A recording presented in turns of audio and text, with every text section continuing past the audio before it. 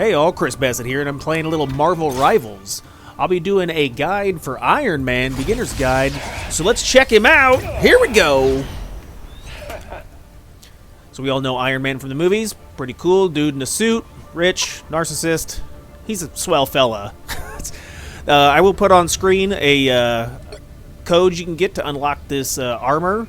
So stay tuned for that for the end of the video, and have that there. You can unlock that. I think it's good until like March or something. So get it while it's hot, boys. All right, we'll check out the abilities. Iron Man has Repulsor Blast as his main fire of attack. They do AoE damage, more damage on direct hits. The Unibeam attack has a beam that fires from his chest. It does hit scan damage and pretty powerful. I think it's a limited range. We'll get into the practice range here, and we'll do some testing and stuff here in a second. But scrolling through the list, your super ability is called the Invincible Pulse Cannon. It's basically the Big Bang attack from Dragon Ball Z's Vegeta. Has a decent range. I think the center of the impact does more damage, and then it has like an outward that spreads to do a little bit less, but still it'll wipe out some of those 250 HP characters. Hypervelocity is your movement for Iron Man. Hold down the on my control setup, it's A, but then you can fly, at an accelerated rate around the map. It can be useful for repositioning or evading attacks. Armor Overdrive, that'll put your armor into a state to boost damage for both your primary Repulsor Blast and your Unibeam damage. I think it also gives you unlimited flight for a time, and then you can use those missiles right here in that state. So the only times you can use those missile barrage is either if you're flying or if you're in the state. I think it's like a 12-second cooldown, so the only time I really use it is when I'm actually in the armor overdrive state. They do more damage, and they seem to be more focused because you can kind of aim them. This season you have a Marvel team-up, so if you got Hulk on your team, you can do extra damage with your Repulsor Blast and your Brain and your Unibeam. So extra damage on that, so try to get your friends to play Hulk. The suggested combo that they recommend is to fire at a distance with the Repulsor Blasts, and then get in close for your Unibeam, and then when your Ultra's charged, then direct it at a large group of enemies. It can be reflected or negated, so try to be sneaky about using it. But, all right, let's head over to the practice arena. And we will try to do try to do some practice and talk about that for a second. Yeah, let me in there! I'm going! Load in. Boys. Yeah, water. Water sucks. Alright, pick him. Here we go. If you were as smart as me, you'd be arrogant. So we're going to head over approach. Over this way. So something I would recommend is, do come to the practice range, and then I like to set up my controls. So cycle over to your controllers, and then you can select the hero that you want to adjust the controls. So each of the 33 current heroes you can manipulate for, how you feel for each individual hero. So I picked Iron Man. We're going to mess with some of his... Oh, you silly, go to controller. Go to control. I'm playing on controller, and then go to combat. So I was on the keyboard, but anyway. So here, scroll down. I did switch the ascension and descension to these controls over here to the left, so I can, it seems like it's easier to manage if you're just pressing left and right with the two triggers to go up and down. But since Iron Man is always flying, your joystick would move him forward, left, right, back, down. Or, excuse me, forward, back, left, and right. And then the buttons control your up and down. Thanks, Tony. But I moved those controls to fit my fingers. So, scrolling down, I do have the reload button is X. And then the primary fire would be like your RT trigger, and Unibeam is RB. So then my firing buttons would be on the right side, because it feels like Call of Duty shooting stuff with my gun hand. What else we got? You got a melee attack, so your R stick. Tony does use like a blade. So, what's the range on that? Just curious. So, you got to be pretty close to be within melee range. Yeah. To get those hits. Okay. Let's see what else we got. So the B would be the missile barrage, and then A for my hyper velocity. That's the flight mode. I do have a scuff paddle, so you can use like the back stick.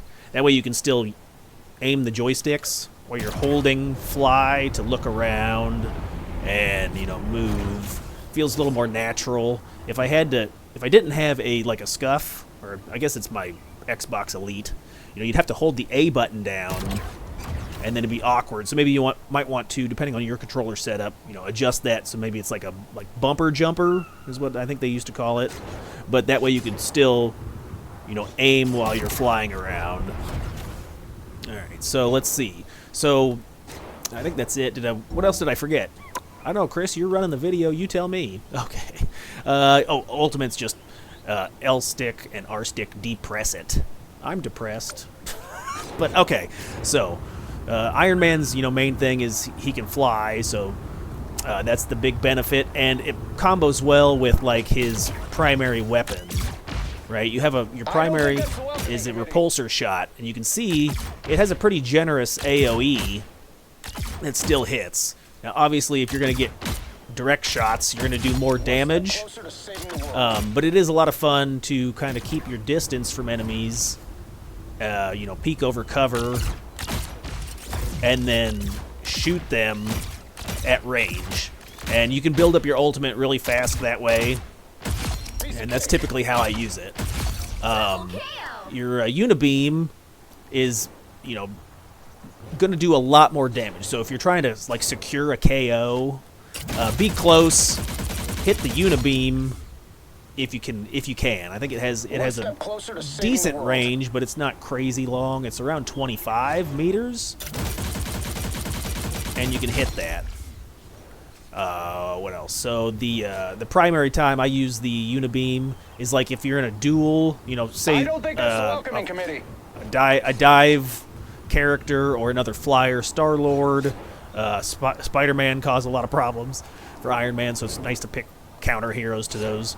But the Unibeam will, and since it's hit scan, you basically just got to put the target on them.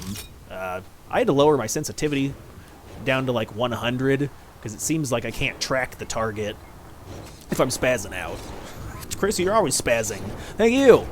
Okay, so I got those two types of attacks covered. Let's talk about overdrive. So if you press Y, you go into this animation where your suit powers up.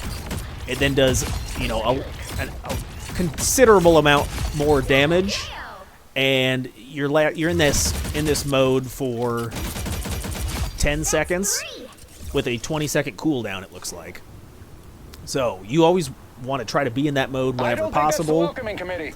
I mean, if there's enemies around, obviously you want to activate it at strategic times, but you're locked in an animation. So say you activate the Y, you're unable to do anything for the 3 seconds that you're in that animation, right? So you want to, and then when you exit it, as I exit this overdrive, as I put the pieces of equipment away on my back,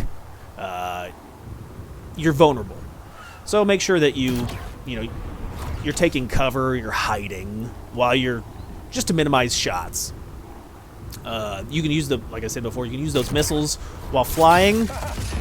I wouldn't really recommend it because it requires you to get super close to use the rockets effectively. You don't really aim them. The optimal time to use the rockets would be in enemy overdrive, because once you activate it, then you can use it and you aim them, and it'll do like AoE damage. So it's just another DPS increase, and you can use it twice per armor overdrive. I like to use it right at the beginning and then right at the end, and you can pepper in some extra damage, especially if the enemies are grouped up in a little clump or a little chunk. You can shoot those rockets down, and it'll do splash damage to weaken them for other attacks or for your team to pick it up. All right, what else we got? The ultimate. So his ultimate, like I said before, it's got pretty big radius. You look at it.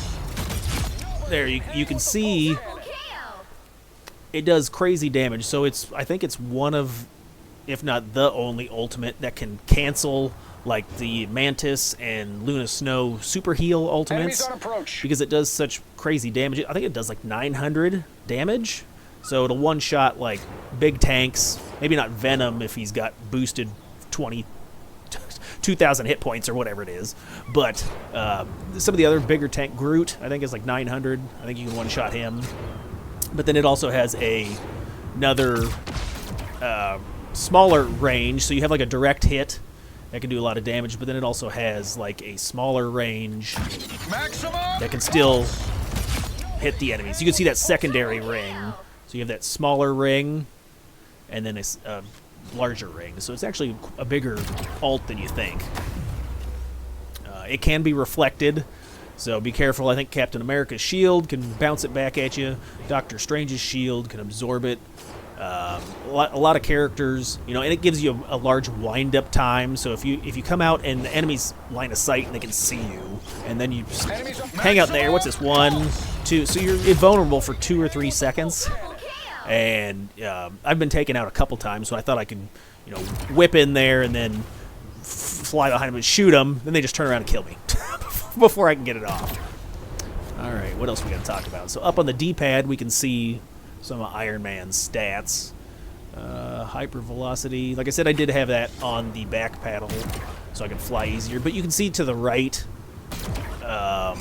there's a bar with a meter, and you can fly with that meter until it's expended.